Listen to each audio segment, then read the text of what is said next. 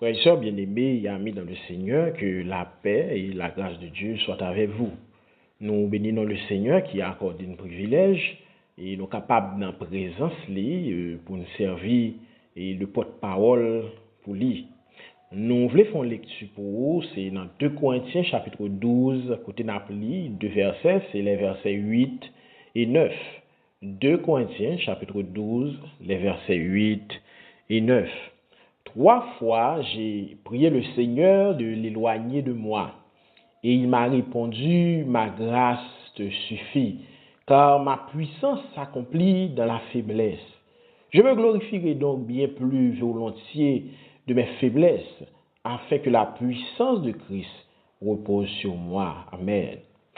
Parole du Seigneur, et nous prions que bon Dieu va utiliser portion ça pour édification nous chaque cap côté.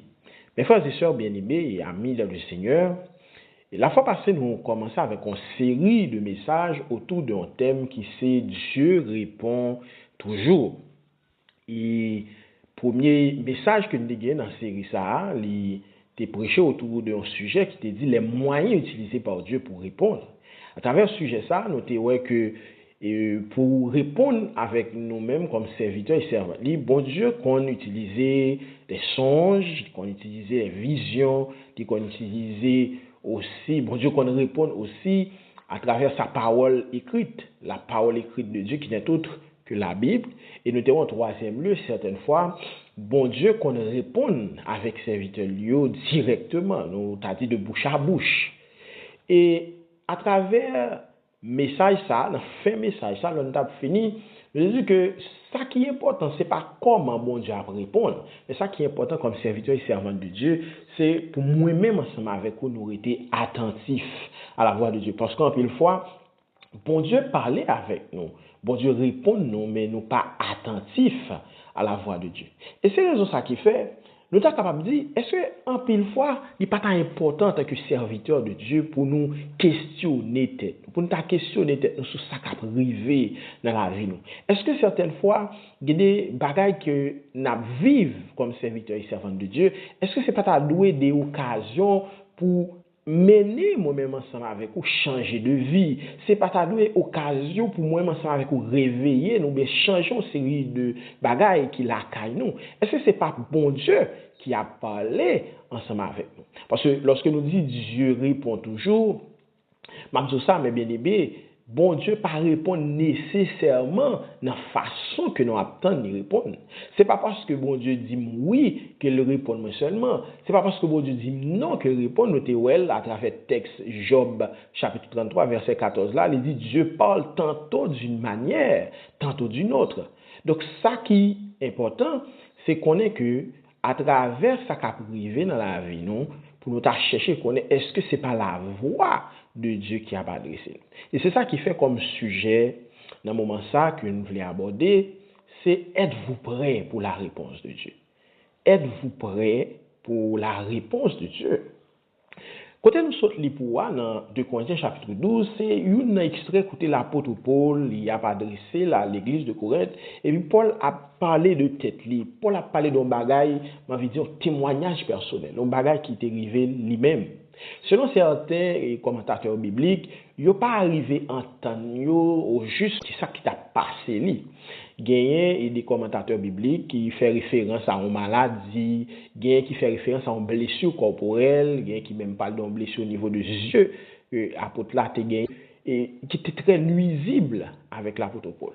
Et commentateur ça yo fait connaître que semble c'est pour raison ça l'apôtre Paul il a parlé et à plusieurs reprises il a adressé à l'Éternel pour lui demander et bon Dieu pour te agir pour lui. Mais la réponse que Paul dit joindre avec prière ça, eh bien nous lit dans verset 10 là, côté nous fait lecture 2 Corinthiens chapitre 12 et le verset 9 pardon, il dit il m'a dit ma grâce te suffit car ma puissance s'accomplit dans la faiblesse. Je me glorifierai donc plus volontiers de mes faiblesses afin que la puissance de Christ repose sur moi. Donc la réponse de Dieu à la prière de Paul, c'est dit Paul, ma grâce te suffit. Vous êtes d'accord avec moi que réponse ça, certainement, ce n'est pas la réponse espérée par l'apôtre Paul. C'est pas ça Paul t'apprend que bon Dieu répond ni à prière li. Tout de même, c'est même genre pour nous en tant que serviteurs de Dieu. À travers prière, nous, certaines fois, ça n'a pas demandé bon Dieu, et avec réponse que bon Dieu a donné, c'est deux bagages différents. Mais est-ce que ça veut dire pour autant, c'est pas répondre que le répondre, non? Est-ce que c'est pas la doué plutôt moi-même, ensemble avec moi, en tant que serviteur et servant de Dieu, pour nous préparer à la réponse de Dieu? Et c'est ça qui fait à travers le message. Nous voulons considérer trois catégories de prières que un peu de fois nous qu'on a adressées avec bon Dieu et comment catégorie de prière ça, comment nous devons préparer la réponse que nous sommes capables de joindre pour eux, qui implication, qui ça prière ça capable d'impliquer pour nous serviteurs de Dieu. Première catégorie rapidement de prière que moi-même ensemble avec vous nous souvent fait, c'est demander bon Dieu plus la foi. Ou comme serviteur et servant de Dieu, à travers prière, il a fait, et qui m'a dit, bon Dieu, Seigneur, ben moi plus la foi, ben moi, plus confiance dans vous-même, fait mieux la foi d'Abraham, tout ça. Mais, est-ce qu'on connaît que la réponse à plus de foi, mes bien-aimés, la réponse de Dieu à cette prière, à plus de fois, en plus, il passait par plus d'épreuves, il passait par plus d'abandon, il passait par plus de solitude. En d'autres termes, il passait par plus de raisons. C'est comme si nous avons demandé, bon Dieu, plus la foi, mais une façon, bon Dieu, capable de faire ça, c'est nous plus raison pour nous placer la foi dans lit. Et nous plus raison pour nous passer la foi dans lit, eh bien, c'est plus épreuve. C'est plus abandon, c'est plus solitude de la part du monde que nous te croyons dans yo. Il y a un serviteur à travers la Bible qui souvent marqué nous, c'est Abraham. Et qui fait que, un peu le commentateur biblique, d'accord pour parler d'Abraham comme étant le père de la foi, l'ami de Dieu, tout ça. Mais il y a une question que nous sommes capables de poser, c'est toute proximité ça, relation ça, Abraham te gagne bon Dieu. Comment il fait venir gagner? Confiance ça que vient développer dans mon Dieu. La foi ça, une foi à toute épreuve. Qui ça vient faire Abraham développer la foi ça? Et réponse à la question ça, est pourtant bien simple. C'est expérience Abraham avec bon Dieu, c'est épreuve que Abraham t'a enduré, qui prend le bali la foi que il gagne. C'est la ville, expérience que le fait avec bon Dieu à travers la ville, depuis lorsque dans Genèse chapitre 12, il était quitté la Kaili, etc. Toute expérience que le fait tout au long de la ville, pral bali confiance ça, la foi ça, que le gagne dans bon Dieu. Et certainement, si notamment pour à l'instar d'Abraham, pour ou après, même dans Genèse chapitre 22, lorsque l'Éternel dit à Abraham, et bien sacrifier pour moi un grand petit garçon, petit ou grand, mais puis là, moi je veux offrir pour moi un holocauste. Certainement, si je demande, ou même je ne dis pour poser une action comme ça, est-ce qu'on est prêt pour offrir pour petit ou un holocauste? Et pourtant, là, on va parler d'Abraham, nous admirer la foi d'Abraham. Nous avons pour un deuxième exemple pour rapidement, c'est Job. Job, pour nous autres chrétiens, c'est un modèle d'honnêteté, un modèle de fidélité. Il y a un monde en pile nous remet parler de lui, prendre comme exemple, comme un serviteur de Dieu, tout ça. Mais, lorsque nous regardons la vie de Job, mes bien-aimés, et tout au long de souffrance, il a perdu bien que il possédé, petit li, c'est un seul bagage Job a réclamé dans tout ça, l'a demandé, l'a réclamé pour bon Dieu l'explication de ça qu'a privé là. Mais c'est important pour vous, depuis dans Job chapitre 38 jusqu'à Job chapitre 41, lorsque l'Éternel était venu pour parler avec Job, l'Éternel pas de jamais Job réponse, non, pour lui dire mais pour qui raison, mais pour qui tu as enduré toute sorte à endurer. Et c'est important que nous comprenions ça. Ouais. Et pourtant, Job était pour nous ça que nous avons un modèle de foi, un modèle d'un serviteur fidèle. Mais moi je dis même Jean pour Abraham, même Jean ça a été fait pour Job, ces deux serviteurs nous connaissons comme des modèles de foi, des modèles de fidélité parce qu'ils ont été acceptés en dépit des épreuves, en dépit de l'abandon, en dépit de solitude, ils ont été acceptés, ils ont été croyants dans mon Dieu, ils ont été confiance dans mon Dieu. Donc, à nous-mêmes, qu'a demandé bon Dieu plus la foi, question m'a posé c'est est-ce que vous parlez? Est-ce qu'on parle pour jouer une réponse avec prière ça? Parce que réponse avec prière ça, en pile fois, il est impliqué en pile épreuve. Réponse avec prière ça, il est capable d'impliquer souffrir de ça, l'abandon, souffrir de ça, la solitude. Parce que c'est lorsque réellement nous trouvons dans cette situation ça, eh bien nous prenons toute raison pour nous placer la foi nous dans bon Dieu seul. Deuxième catégorie de prière, et en plus fois que nous connaissons, c'est demander bon Dieu plus courage. Combien de serviteurs et servantes de Dieu à travers la prière y a fait et demander bon Dieu Seigneur, ben moi plus courage, je m'amène un serviteur qui jambe, qui courageux. Et c'est important que nous comprenions lorsque nous parlé du courage, le courage lui fait référence à ça nous un aspect moral, un aspect mental. Le courage, ça n'a pas rien à voir avec une force physique, c'est plutôt une force mentale. Donc, qui dit courage, mes bien-aimés, est-ce que moi-même ensemble avec vous, nous prêts pour nous relever les défis qui viennent sur nous? Qui dit courage, c'est qu'on est-ce que moi-même ensemble avec vous, nous prêts pour nous faire face avec difficulté? Est-ce que nous prêts pour nous faire face avec obstacles? Est-ce que nous prêts pour nous faire face avec problèmes qui viennent sur nous? Parce que s'il est vrai que pour moi fort physiquement, moi besoin de faire sport, etc. Mais pour moi fort moralement, ça me rend le courage là. Et bien ça qui apprend moins fort, c'est à travers les défis, les obstacles, les problèmes de la vie.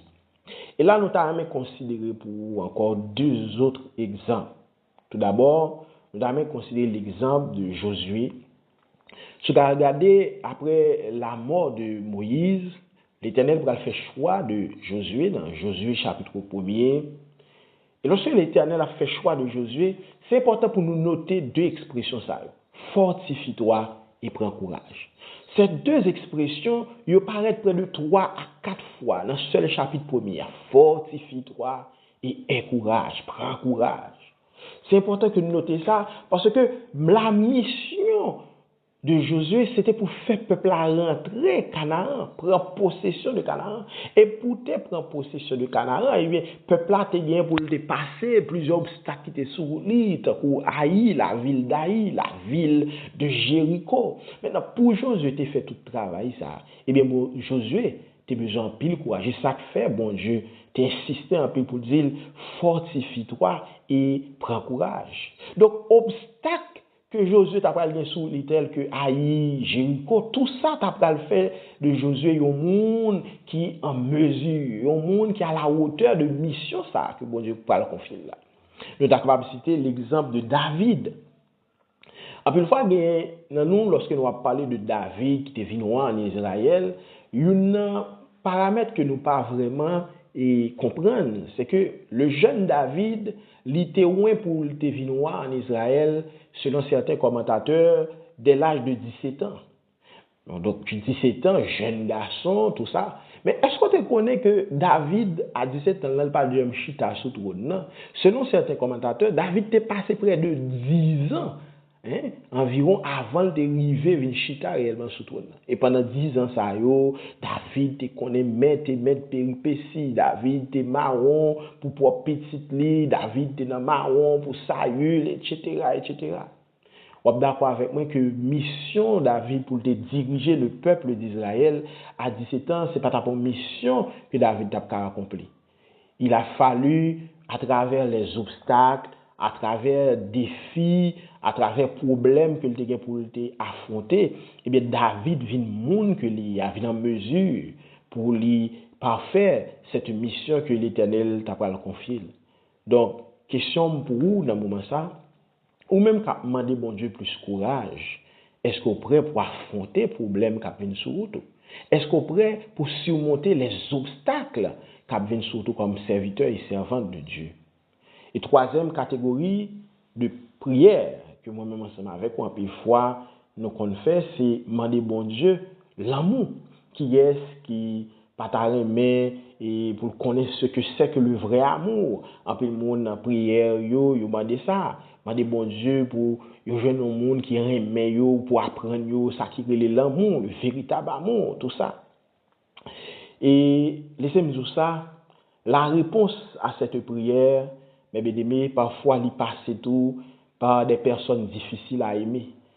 En une fois, pour nous apprendre le sens véritable de l'amour, eh bien, nous obligés de passer par ça, la trahison, passer par ça, la persécution. Tout ça pour apprendre nous sacrer réellement l'amour. Et pour nous illustrer ça que nous voulons prendre un serviteur, c'est l'apôtre Jean. La Bible présentait l'apôtre Jean comme le disciple que Jésus aime.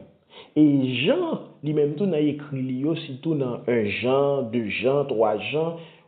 Jean insistait en pile sur ça, l'amour. Jean exhortait les chrétiens à l'amour fraternel, pour une aimer l'autre, parce qu'il dit c'est commandement que Christ lui-même était quitté pour une aimer l'autre, Jean-Christ aimait.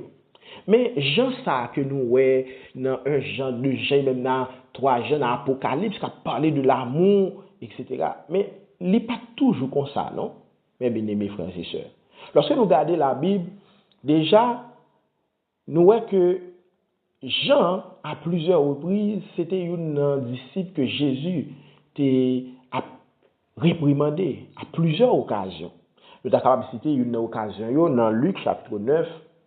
La Bible expliquait que Jésus est pour rentrer à Jérusalem et comme il était pour le passer sur route là, il arrivait dans une zone côté dans bourg qui appartenait aux Samaritains et puis Jésus voyait un monde devant pour le préparer un espace pour lui, etc.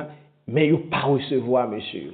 Il pas voulu recevoir Jésus parce que il connaît c'est Jérusalem, donc c'est juif que voyez, donc Samaritains il pas recevoir pour ça. Quelle était la déclaration de Jean? Eh bien, Jean campé carrément pour dire, maître, bonne possibilité, est-ce qu'on pas d'accord comme commander, qu'on y a pour éclairs, sortir dans celle-là pour bouler, yo. Mais ça que réaction, Jean. Et Jésus t'a parlé pour courir des gens, pour réprimander, pour dire, est-ce qu'on pas contre qui esprit, qui animal, qu'il faut parler parole ça? Je ne suis pas venu pour me perdre du monde, au contraire, je suis venu pour me sauver du monde. Et une autre occasion encore, c'était dans Marc chapitre 9, le verset 38, nous parlons Jean, même Jean ça, qui pral réprimander encore par Jésus pour l'autre raison. Et fois ça, c'était parce qu'il rencontrait des gens qui a parlé de Jésus. Et puis il dit, mais nous rencontrons des gens qui a parlé de nous en péché, parce qu'ils ne sont pas parmi nous. Donc si ils ne sont pas pour nous, ils ne doivent pas parler de nous. Mais qui est Jean Théier? Eh bien, il a fallu un pile temps, en pile expérience que Jean fait pour venir apprendre ce que réellement ça veut dire l'amour que Peter va le prêcher avec tout l'autre. Et c'est ça que moi-même ensemble avec nous avons besoin de comprendre en tant que serviteur et servante de Dieu. En pile fois, lorsque nous demandons bon Dieu, l'amour, pour aimer nous avons besoin qu'on ait le véritable amour, tout ça. Mais est-ce que nous prêts, mes bien-aimés? Est-ce que nous prêts pour nous apprendre ça que l'amour et apprendre ce que c'est que réellement l'amour, c'est à travers en pile fois des personnes difficiles à aimer que bon Dieu mettait sur route. À travers en pile fois trahison qu'on joigne sur route, à travers en pile fois persécution, c'est pas là qui dit oui bien-aimé. En tant que serviteur et servante de Dieu, pour persécuter, pour dans problème, pour trahir et pour garder l'amour pour moun ça. Jean Jésus te demandé là, prier pour moun qui raille, prier pour moun qui a persécuté. Et c'est là réellement on va apprendre ce que c'est que réellement le véritable sens de l'amour. Donc mes bien-aimés, c'est important à travers tout ça que nous disons, à travers le message nous, pour nous poser cette question ça. Est-ce que moi prêt pour la réponse de Dieu? C'est vrai que m'a demandé bon Dieu en pile bagaille, m'a demandé bon Dieu la foi, m'a demandé bon Dieu courage, m'a demandé l'amour et en pile l'autre élément. Mais est-ce que moi prêt pour la réponse de Dieu? Et c'est question ça que m'inviter ou poser tête ou ensemble avec nous à travers un message ça. Que le Seigneur vous bénisse.